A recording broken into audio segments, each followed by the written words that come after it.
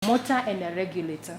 So you find that NBA, has that role therein, in addition to what I said before, but they're also regulating the use of GMOs. Yeah. And some of the conflicts may be because some of the members are also drawn from bodies that have serious interests in promotion of GMOs. And then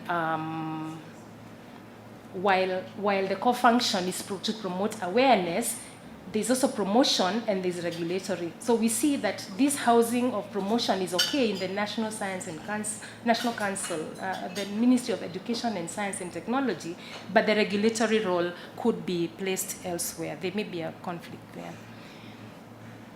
And then we also saw another conflict in terms of the ban on GMOs was effected from outside the regulatory framework that we have just seen. The ban came from the Ministry of Health, and they evoked the Food, Drugs, and Chemical Substance Act. And that's how they managed to do that, in spite of this regulatory role being in the hands of NBA and the other stakeholders. And so what happened, this may not be visible, but people, when those we interviewed said NBA was caught by surprise. Some of those others heard from the media about the ban, those kind of things. So that was, that can show you that there are some loopholes in that regulatory framework, which may need to be addressed so that we don't have the contradictions and the reversals that I was talking about.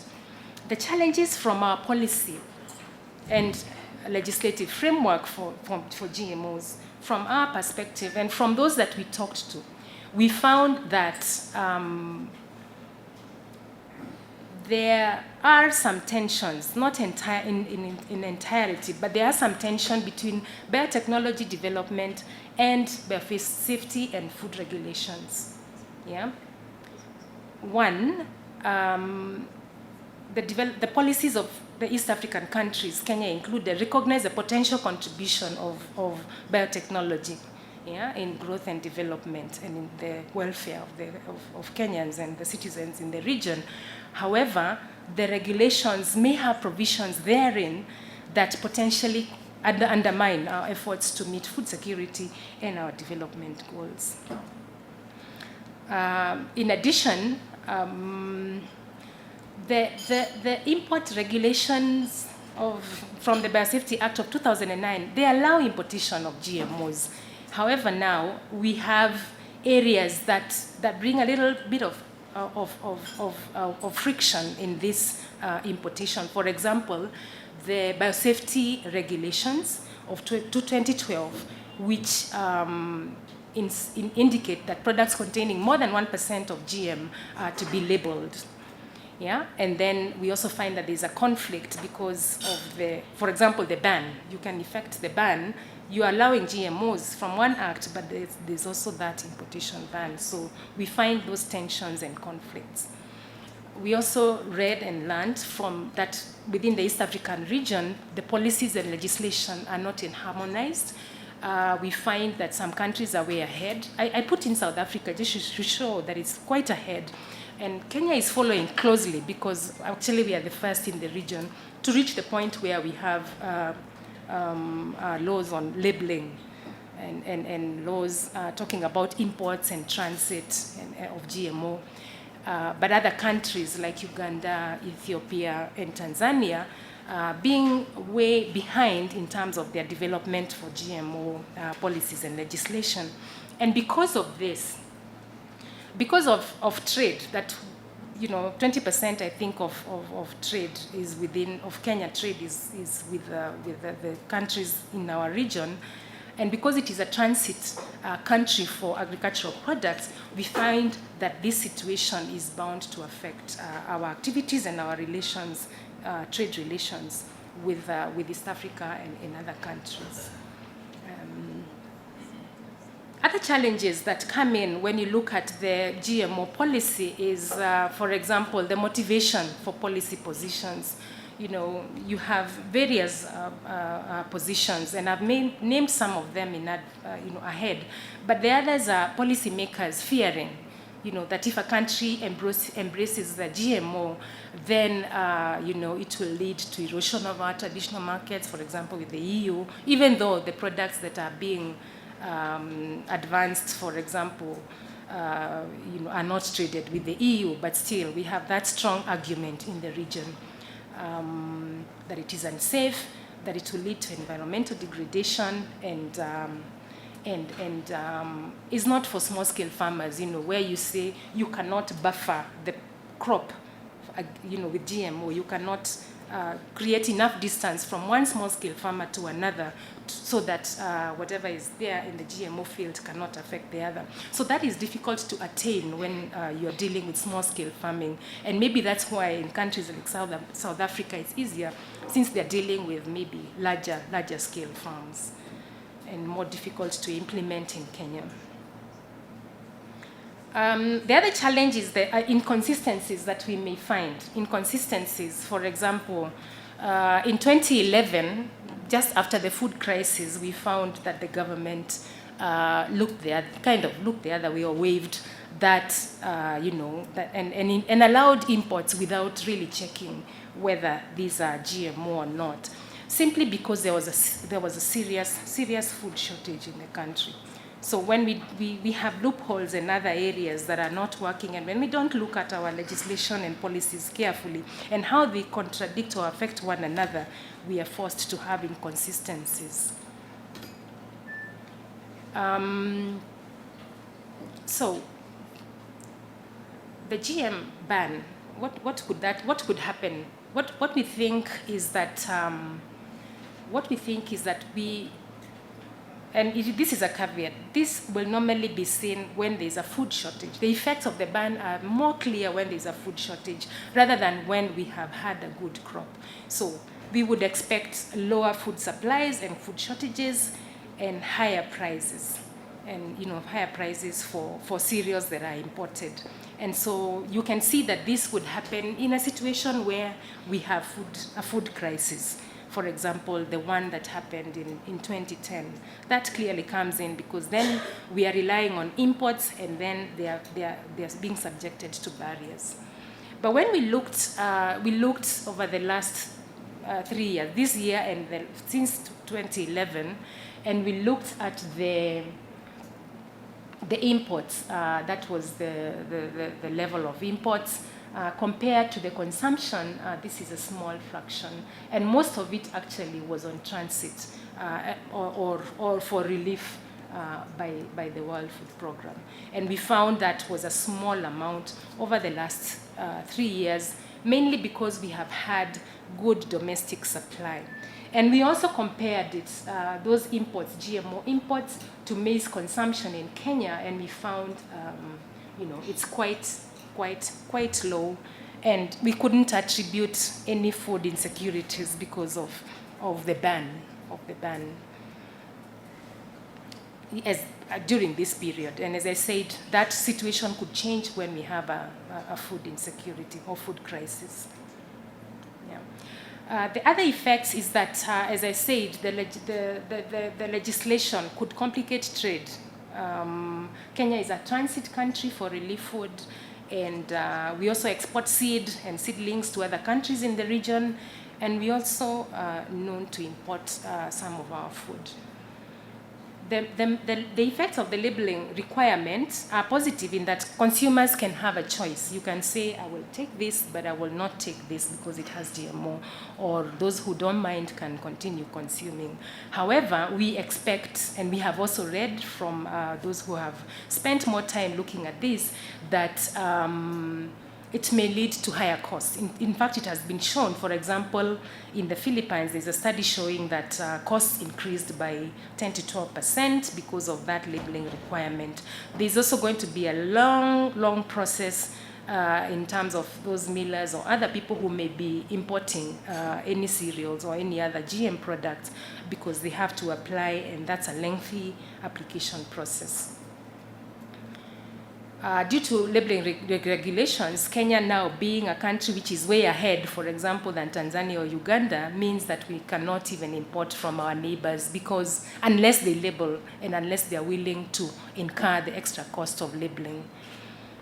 But I will note that because later on maybe, or I can say that the capacity to do that, the capacity to even man our borders, to say that this food that came in is GM or not, is not there. There's scanty, very few people in the borders. For example, there's one man manning Isebania and I think the Malaba border. So a few days he's here and a few days he's on the other side.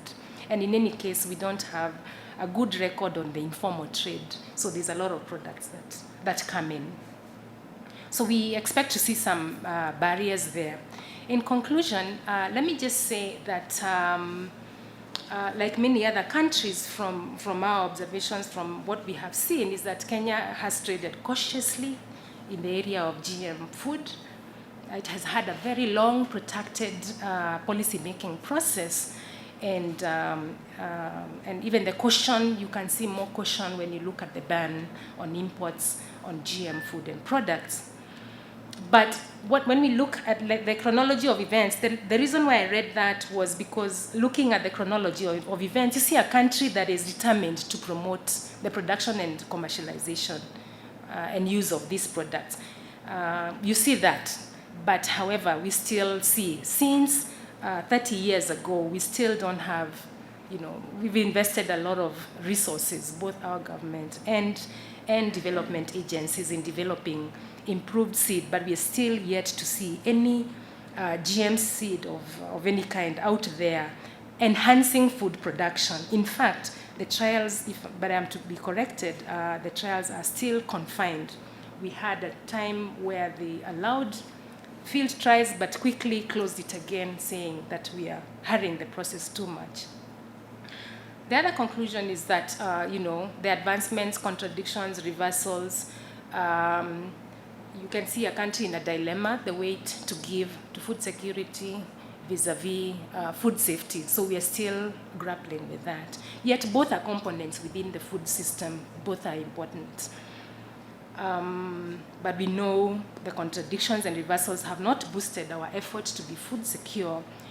The other thing we noted, I didn't say the minister would say this, the senior government official would say another, we went back and forth in that chronology of what is going on, but we can say that it depends on who is in the position in a government office at any one time. That is the position that we take, or maybe even the parliamentarians, depending on who is there, what they view GMOs as, that is a position we'll take. We seem not to have a real strategy on how we are going to effect what our ambitions are as a country. Some regulations, of course, we have seen in conclusions that would have negative effects, but this mainly being seen when there's a food crisis. Yeah, and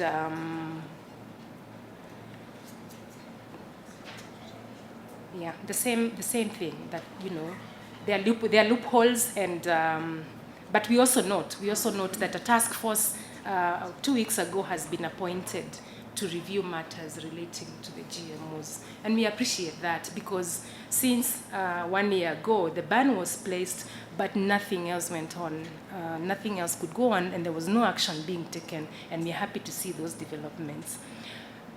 Our recommendations on this, or what we can say really at this point with the work that we have been doing, is that we should avoid inconsistencies. For example, let's not wait for shortfalls in food supply from the domestic front to lift the ban on food, on GMO.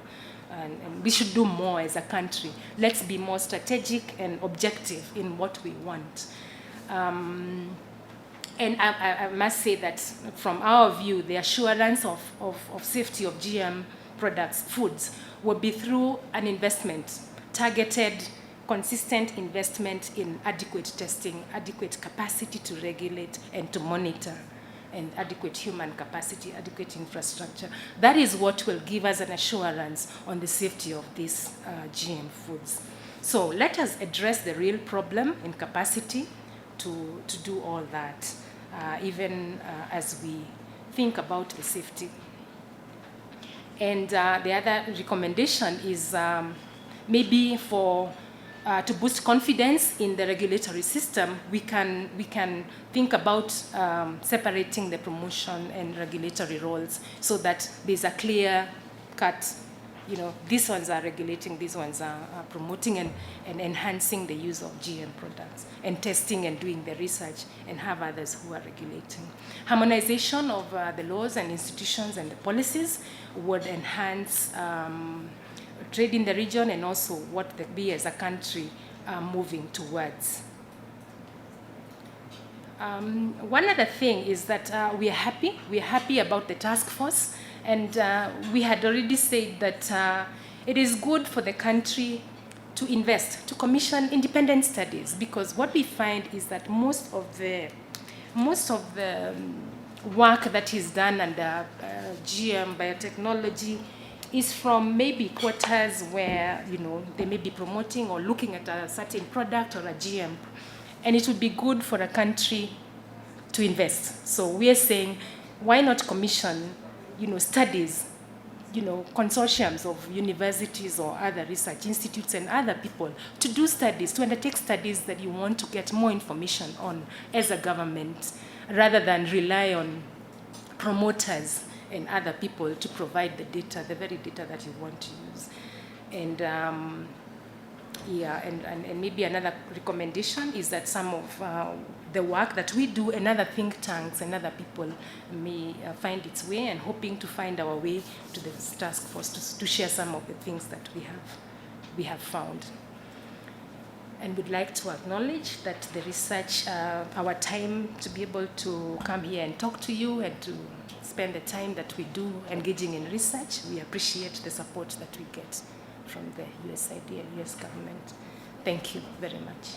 Now, I presume that I won't take more time by going into perhaps the summaries of what we have listened to, and I will go ahead and give you an opportunity to ask questions or seek clarifications on any of those three presentations. We will allow a number, first round, like 5 questions or clarifications.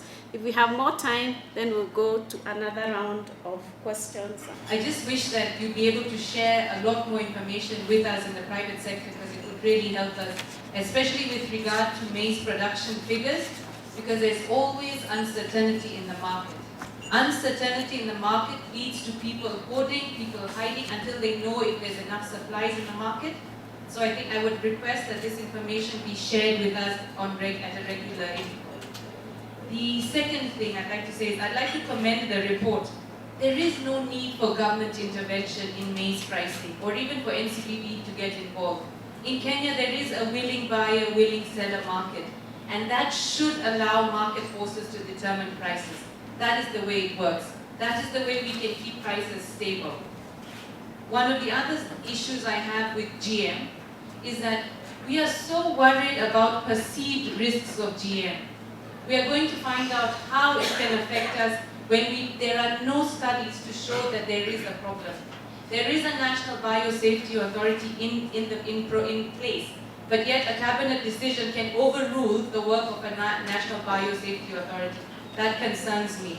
Again, perceived risks, real risks. Perceived risks of GM, real risks of aflatoxin. Why hasn't the government stood up and said, let's ban everything that contains aflatoxins, because it's a dangerous thing in Kenya right now? I don't even see it being mentioned in a food security meeting. That concerns me. As millers, we're aware of how much of the food that comes to us contains aflatoxins, how much we are spending to do rapid tests, to invest in machinery, to get our personnel trained. And we really need to look at this matter in regard to food security. The issue of the numbers on production, on stocks, and so on, I think a lot is riding on this, or should ride on what we actually say. This is the production, this is expected, or this is the stocks, and so on. And I'm glad that Tegemeo is getting into this business. This food situation assessment is important. Government is making decisions based on those numbers. The private sector is making decisions based on those numbers.